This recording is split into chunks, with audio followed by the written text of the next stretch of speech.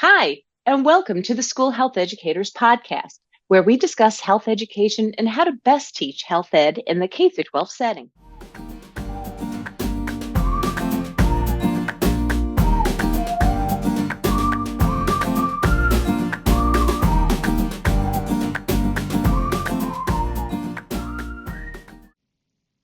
Hi, and welcome to the School Health Educators Podcast. I'm your host, Lori Reichel.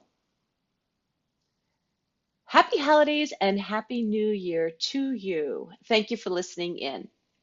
In this episode, I'm going to go over a worksheet that I've created that helps people reflect on what they hope to accomplish in the new year.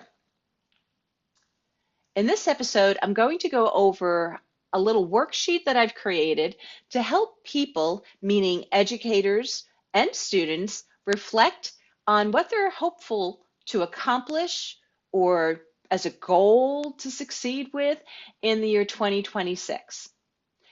So this is a worksheet that I've actually been filling out for many, many years. And what's really neat is every January 1st, my partner and I sit down and we go over the worksheet together, in which he comes with his own ideas of what he's hoping for in the year 2020, whatever it is. So it's going to be 2026. And I also bring my ideas of what I hope for in the next year. And as we know, the research tells us if we have things written down, we're more likely to have those things get accomplished. And if we share it with others, we have a support system. This worksheet basically aligns to the SMEEPS of aspects or dimensions of wellness.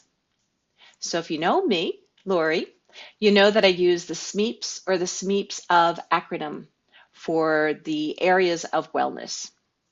Areas, aspects, dimensions. I use a variety of terms for that. What SMEEP stands for is social, mental, emotional, environmental, physical, and spiritual, where the S's can be interchangeable in their places, as well as the E's. The OF, so the SMEEPS off part, stands for occupational and financial. So if you'd like to have more information about how I teach regarding the dimensions or aspects of wellness, feel free to check out the podcast that was done on January 21st, 2025. So I have the Who is Healthiest worksheet. You can update this. And it's a PDF because on the sites it only accepts PDFs. If you'd like a Word copy of anything that I shared with you, please send me an email at schoolhealtheducators@gmail.com. And as soon as I can, I'll send you a copy of the actual Word document. But going back to SMEEPS of and the episode that I did, it is called How Lori Introduces the Different Aspects of Wellness. And there's the Who is Healthiest worksheet. I like this worksheet. I've been using it it says on here since 2002, so I've been updating it for a long time. And it basically is an introductory activity for the beginning of a health education course for high school, maybe grade 7, 8, and you have to tweak this, or for college, in which young people process the definitions of health and wellness. In addition to that activity, I have provided the SMEEPS assessment that I've used. It needs to be updated, so you can use this and then update it.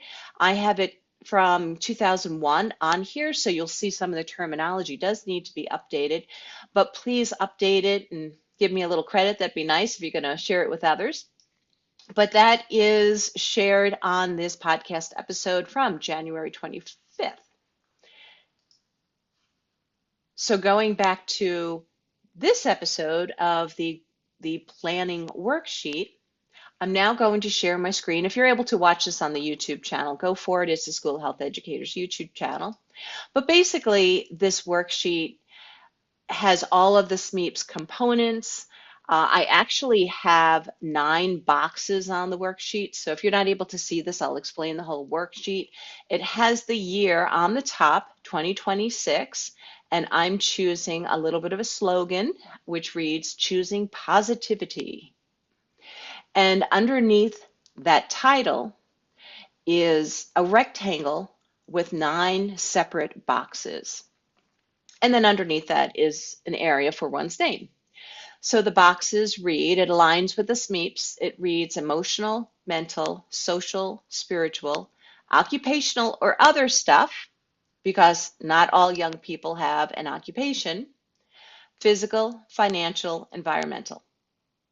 I also have a fun box on here because sometimes we focus on all these areas and we don't realize that we don't always focus on the fun. Hopefully, what we hope to have happen is going to be fun for us. Yet I chose to put a fun box in here. So how you would fill in this worksheet is you would refer to each of those areas or dimensions of wellness, and you'd put down what you're hoping to achieve, or perhaps even have like a habit on a regular basis or a perspective on a regular basis.